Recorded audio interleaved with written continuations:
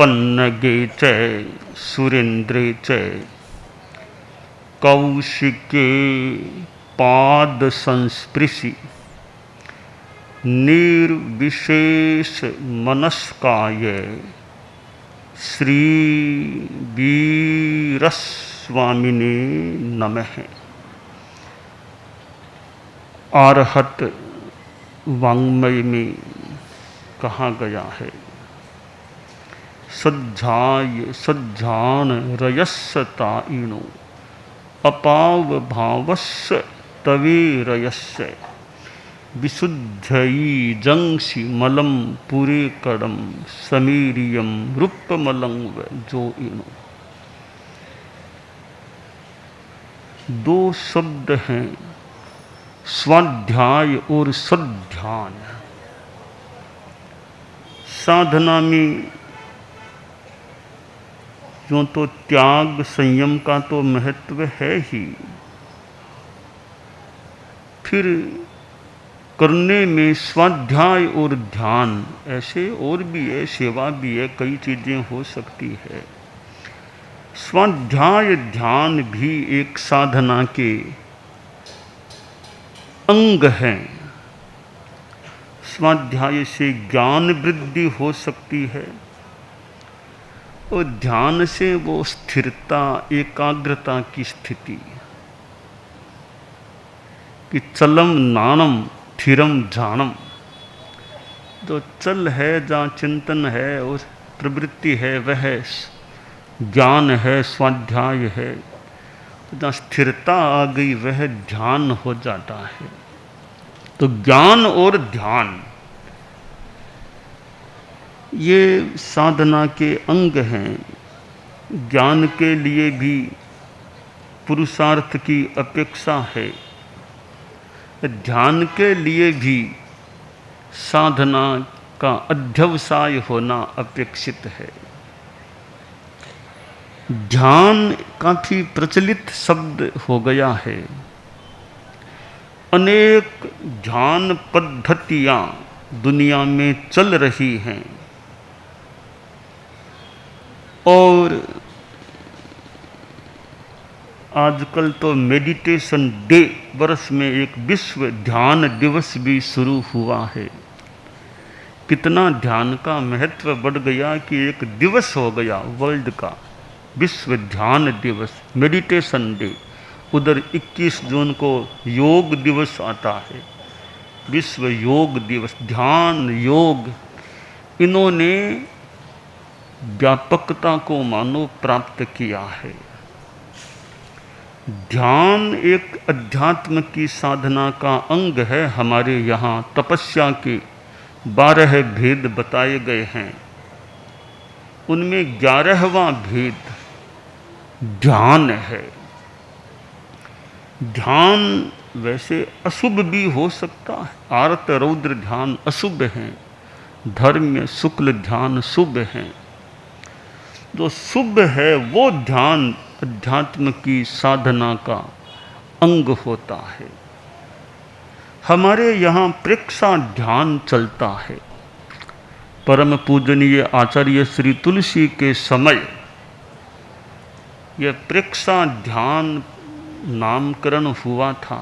अभी 50वां वर्ष यानी प्रेक्षा ध्यान कल्याण वर्ष चल रहा है और आचार्य श्री महाप्रज्ञ जी मुनि अवस्था से इस ध्यान पद्धति से जुड़े हुए रहे हैं और उनका जो भी अभ्यास कह दें, शोध कह दें, और प्रेक्षा ध्यान के एक प्रमुख व्यक्तित्व के रूप में आचार्य श्री महाप्रज्ञ जी को मैं देख रहा हूँ।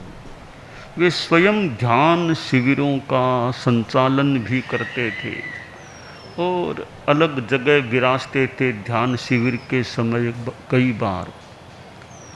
तो प्रेक्षा ध्यान पद्धति हमारे यहाँ हमारे धर्म संघ के द्वारा स्थापित है। वैसे राग द्वेष मुक्त होकर स्थिरता में रहना वह एक ध्यान का प्रयोग हो जाता है कि शांति से बैठ जाओ और कुछ बैठ जाओ, बस हलन चलन बंद कर दो, बोलना बंद रखो, बैठे रहो, चिंतन को भी अवरुद्ध करने का लक्ष्य रखो, प्रयास रखो। एक ध्यान की साधना वह हो सकती है।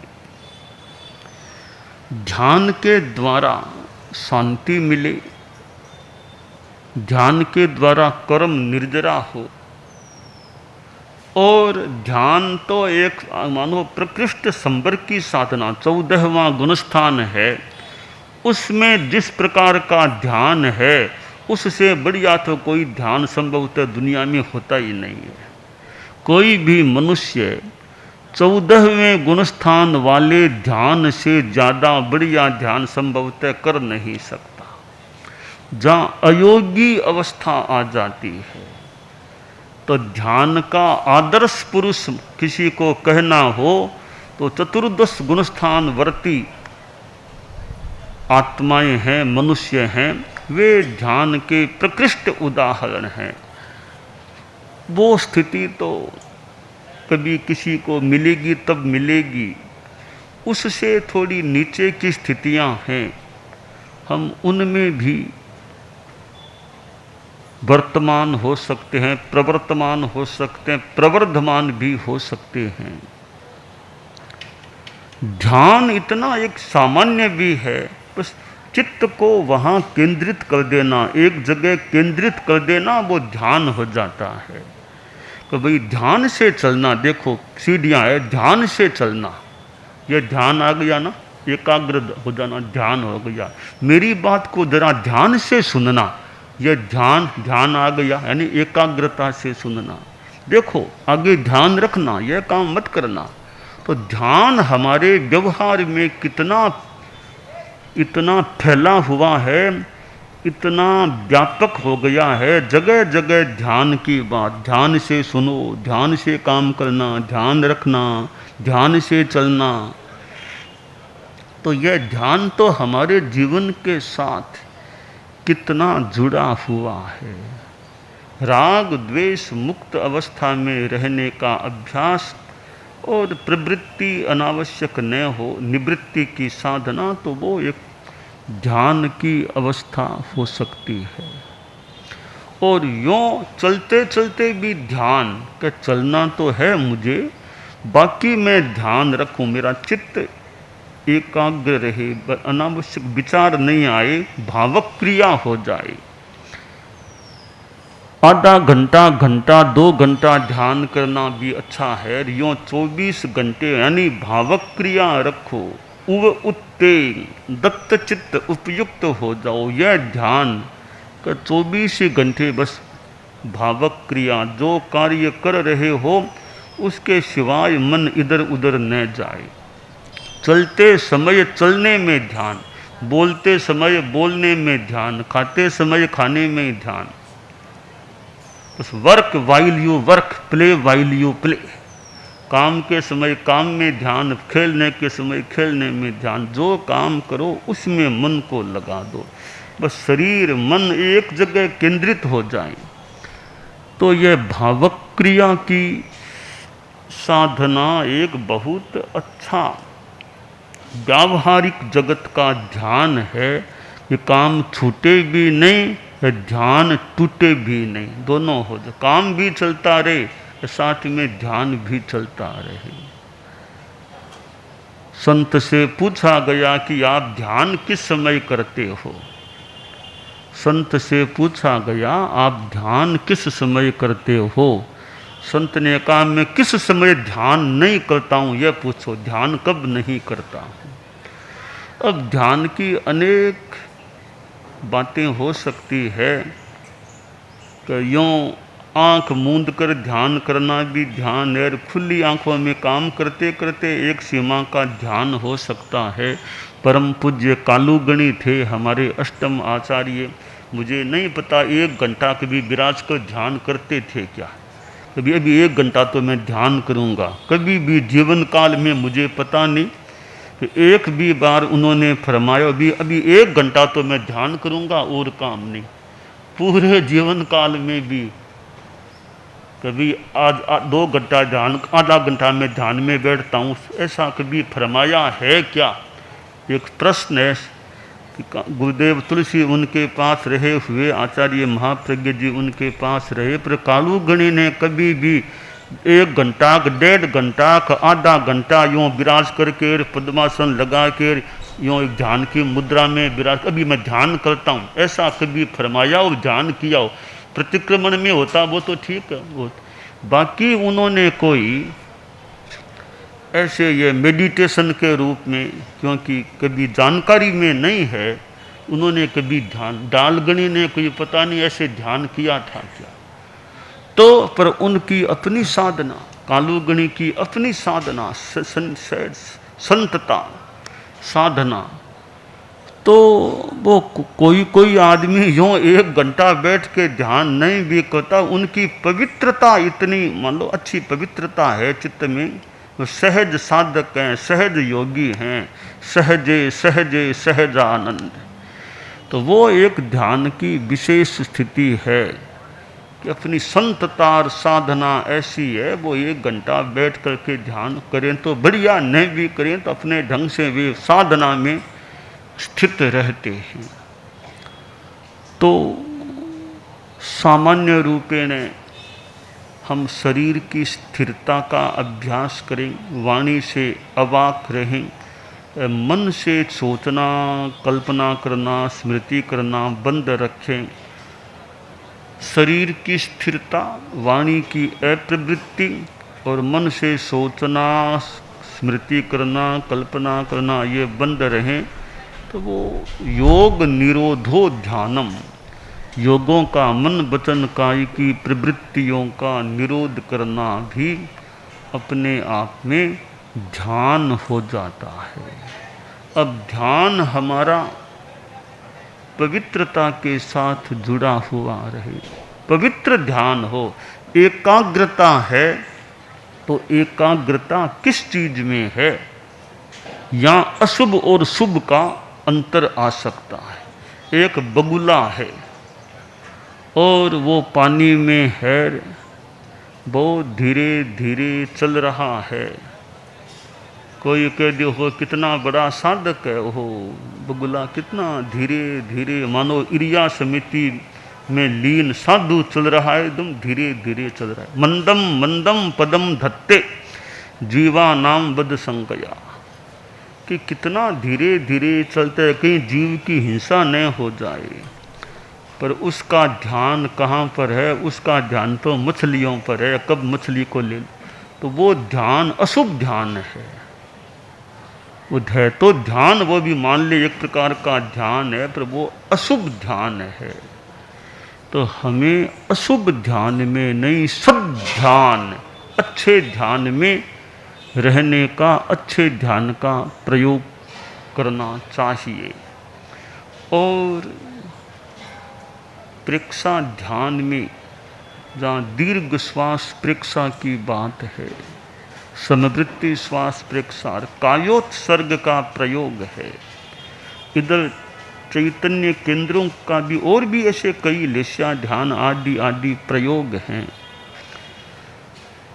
तो थोड़ी देर स्थिर होकर बैठना, भले श्वास को लंबा कर लें, नमो सिद्धानम को साथ में जोड़ दें, पर ध्यान का प्रयोग आदमी करे तो यह भी एक साधना का उपक्रम है। हम थोड़ा सा ध्यान का प्रयोग कर लें, थोड़ा सा सावधान, स्थिरता, शरीर को स्थिर शिथिल तनाव मुक्त करें, मेरुदंड और गर्दन को सीधा रखें, मांसपेशियों को ढीला छोड़ें, शरीर की पकड़ को छोड़ें, शरीर को ढीला छोड़ दें, रिलैक्स रिलैक्स रिलैक्स।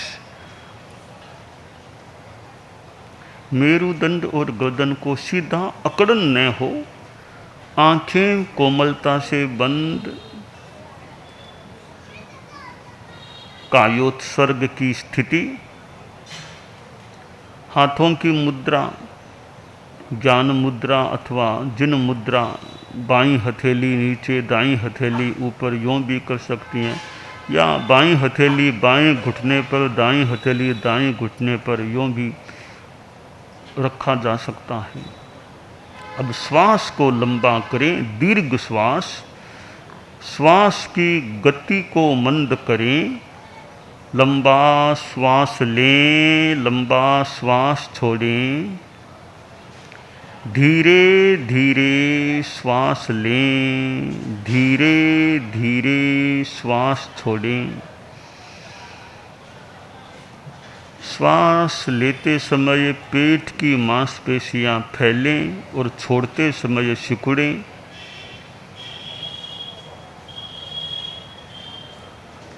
अब श्वास लेते समय मन में नमो और श्वास छोड़ते समय सिद्धाणम बिना बोले मानसिक रूप में जप। श्वास लेते समय नमो, छोड़ते समय सिद्धाणम। नमो सिद्धाणम, नमो सिद्धाणम,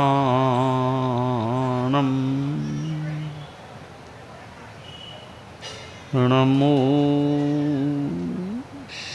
सिद्धाणम, नमो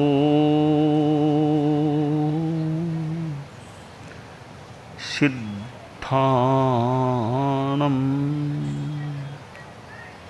मानसिक जप चले श्वास के साथ।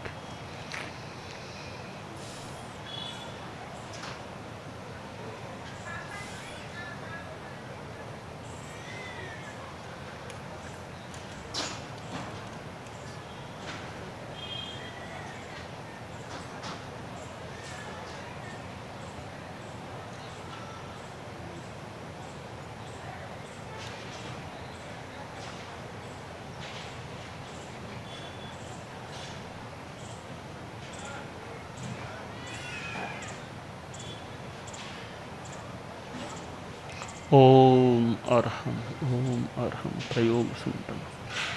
तो ध्यान भी एक प्रयोग है। समय समय पर विकास के स्फुलिंग आ जाते हैं। एक समय जब संभवतः कालुगणी के समय इतना कोई यूँ ध्यान शिविर लगाना कोई क्रम नहीं रहा होगा। बाद में आचार्य श्री तुलसी के समय यह ध्यान शिविरों का क्रम शुरू हुआ और कितने लोग परीक्षा ध्यान पद्धति के साथ जुड़े हैं। देश में भी और फिर विदेश में भी संभवतः लोग जुड़ गए हैं। तो यूँ समय समय पर वो उन्मेष आते हैं कि क्षणे क्षणे यन नवता मुपैति। तो समय समय पर नए उन्मेष आते हैं। तो यूँ विकास हो सकता है।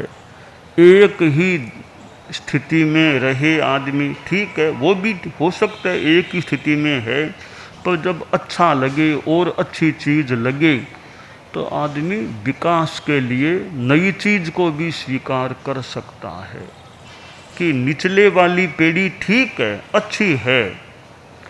इतना विकास हो गया कि ज़मीन से पहली सीढ़ी पर तो आ गए, पर और भी ऊपर सीढ़ियाँ है। अगली सीढ़ी पर पाँव रखें, फिर अगली पर पाँव रखें, और विकास हो जाएगा।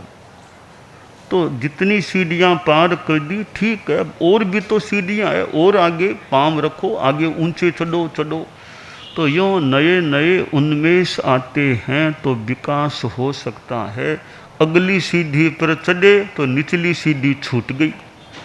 कोई कह दे वो तो छूट गई ना, अभी छूट गई, इससे भी ऊंची चीज़ मिल गई तो वो चीज़ हमारी, वो सीढ़ी छूट गई।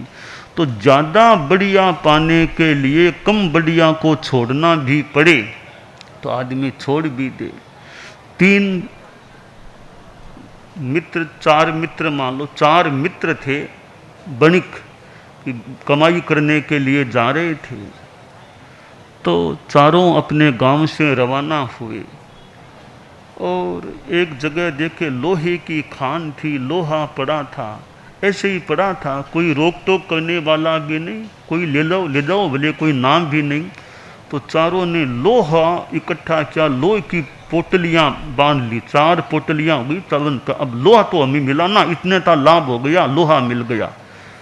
आगे बढ़े, फिर मान लो तांबा मिला, तो फिर आगे चांदी मिली, सोना मिला, हीरा मिले। तो जो जो नई चीज मिलती, 3 मित्र तो पुरानी चीज छोड़ देते, नई चीज ले लेते। एक ने कहा सा मैंने तो लोहा ले लिया, अब लोहे को ही रखूंगा, अब नया कुछ नहीं लूंगा। तो उन्होंने तो वो बढ़िया से जो जो ज़्यादा बढ़िया चीज मिलती तो एकदम हीरों को ले लिया, इसने लोहे को ही रखा। तो वे ज़्यादा धनवान बन गए, यह सामान्य स्थिति में रह गया। अब यह प्रसंग आता है कि रूढ़ि में मत रहो, अच्छी चीज मिले चिंतन पूर्वक तो पुरानी छोड़ दो, नई चीज ले लो। केवल रूढ़ि में पड़ कर, केवल रूढ़ि मिथ्या आग्रह में अड़कर, मिथ्या आग्रह में अड़कर, सिर पर लोहे का भारन ढोना चाहिए, हृदय को धोना चाहिए, कि पावन होना चाहिए। यह है जगने की बेला, अब ना सोना चाहिए। तो विकास का एक ये सूत्र बन सकता है कि ज़्यादा बढ़िया के लिए कम बढ़िया को छोड़ दो, ज़्यादा बढ़िया के लिए कम बढ़िया चीज़ को भी भले छोड़ दो, कि वो ज़्यादा अच्छी चीज़ है। एकदम चिंतन पूर्वक भी वास्तव में ज़्यादा बढ़िया है तो कम बढ़िया चीज़ को भी छोड़ा जा सकता है। राजा प्रदेशी कुमार श्रवण केशी के पास भेंट हुई, वार्तालाप हुआ, संवाद हुआ, चर्चा हुई। तो राजा प्रदेशी तो नास्तिकवादी था, कुमार श्रवण केशी तो भगवान पारस्व की परंपरा के आस्तिकवादी थे। चर्चा करते करते कुमार श्रवण केशी ने काफ़ी अच्छे ढंग से अपनी बातें रखी। तो आखिर राजा को कहना पड़ा, यानी आपकी बात तो ठीक ही लग रही है कि आत्मा है, आत्मा अलग है, शरीर अलग है, यह बात ठीक लग रही है, परंतु महाराज मेरी तो कुल परंपरा है नास्तिकवाद की, मैं उसे कैसे छोड़ दूं। तब कुमार श्रवण केशी ने कहा, फिर तुम लो वाणिये के साथी बन जाओगे, जो मैंने प्रसंग सुनाया ये लो का उनका, तो यह कि लो वाणियाँ रह जाओगी। अगर अच्छी लग गई फिर पुरानी गलत चीज़ को नहीं छोड़ते हो और नई चीज़ को स्वीकार नहीं करते हो तो तुम लोह वाणिये का नहीं, विकास नहीं होगा फिर। तो हमें जीवन में विकास भी करना चाहिए, पर विकास भी चिंतन पूर्वक हो, कहीं लेने से देना न बढ़ जाए, अच्छी चीज़ छूट न जाए। यह भी ध्यातव्य है कि मौलिकता रहे सुरक्षित, परिवर्तन सदा अपेक्षित। तो मौलिकता को कहीं छोड़ दे, पूरा चिंतन किए बिना ऐसे ही छोड़ दे तो कहीं और लेने से देना बढ़ जाए। तो मूल अच्छी चीज़ है वो तो रहे, और बाकी विकास के लिए कहीं मूल को ही छोड़ दे। एक आदमी है, एक जगह एक का लिख दिया, फिर आगे शून्य शून्य शून्य शून्य, तो कोई कई और विकास कराएंगे और शून्य लगवा देंगे, एक एक को हटा दो बाकी और शून्य लगवा देंगे, तो ये मूर्खता की बात हो जाएगी ना कि एक एक को हटा दो और शून्य लगवा देंगे, पूरे शून्य किस काम के। तो एक का मौलिकता है, वे शून्य विकास की चीज़ें हैं। तो मौलिकता को तो बनाए रखो, फिर जितना विकास हो सके वो करो। कि पैर धरती पर जमे हैं, पेड़ है, कि पेड़ के एकदम जड़ें मजबूत गहराई में गई हुई है, अब विकास हो, खूब पेड़ आगे बढ़े, खूब फल फूल, वो तो विकास ठीक है। कोई कहे नहीं यहीं क्यों, आकाश में जाओ, जड़ें उखाड़ दो, पेड़ को आकाश में ले जाओ, तो पेड़ की जड़ें उखाड़ दोगे फिर क्या रहेगी पेड़ की स्थिति। तो जड़ों को नहीं उखाड़ना, जड़ें तो मजबूत रहे, फिर जितना विकास हो सके वो विकास करें। तो अनुशासन और विकास, डिसिप्लिन एंड प्रोग्रेस, ये जड़ें हैं, वो डिसिप्लिन जड़ें हैं, तो वो ठीक रहे और फिर और विकास होता रहे।